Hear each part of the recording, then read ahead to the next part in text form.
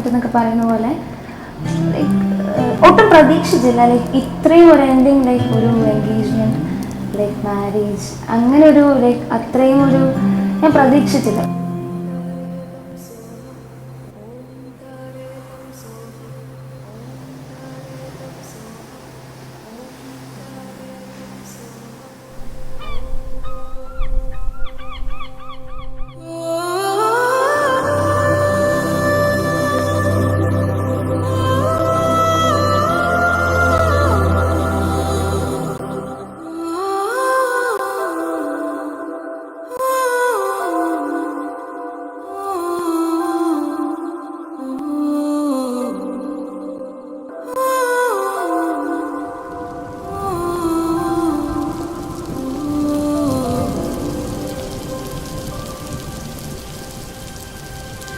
ഇവിടെ പരിചയപ്പെടുന്നതിന് മുന്നേ നമ്മൾ പരിചയപ്പെടുന്നത് ദേവിനെയാണ് അല്ലേ?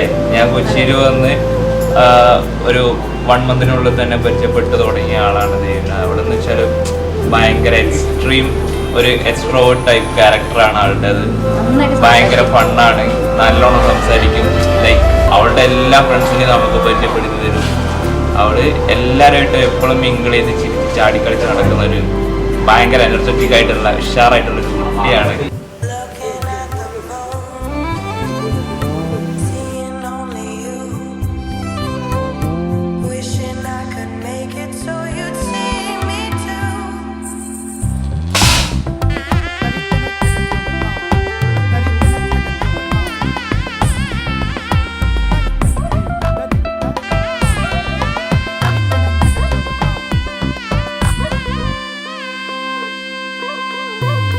ഒട്ടും കണക്റ്റഡ് ആവാൻ പറ്റില്ല എന്ന് വിചാരിച്ച 2 വ്യക്തികളാണ് ഞങ്ങൾ.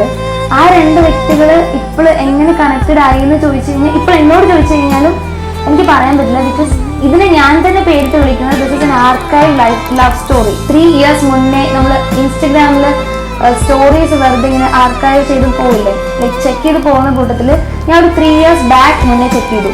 അപ്പോഴേക്കും December 1st ഞാൻ ബർത്ത്ഡേ വിഷ് ചെയ്തേക്കുന്നത് ഞാൻ കണ്ടു. അപ്പോഴാണ് ഞാൻ ഇങ്ങനെ, അയ്യോ ഇങ്ങനെ ആളുണ്ടായിരുന്നല്ലോ, പുള്ളി എവിടെയാണ്, ഹീസ് ഓക്കെ എന്നുള്ളതൊക്കെ ഞാൻ ആലോചിച്ചു. അങ്ങനെ ഞാൻ വെറുതെ ടെക്സ്റ്റ് ചെയ്തതാണ്. അങ്ങനെ തിരിച്ച് വീണ്ടും ടെക്സ്റ്റ് ചെയ്തു, നമ്മൾ വീണ്ടും കോൺടാക്ട് ചെയ്തു, സംസാരിച്ചു.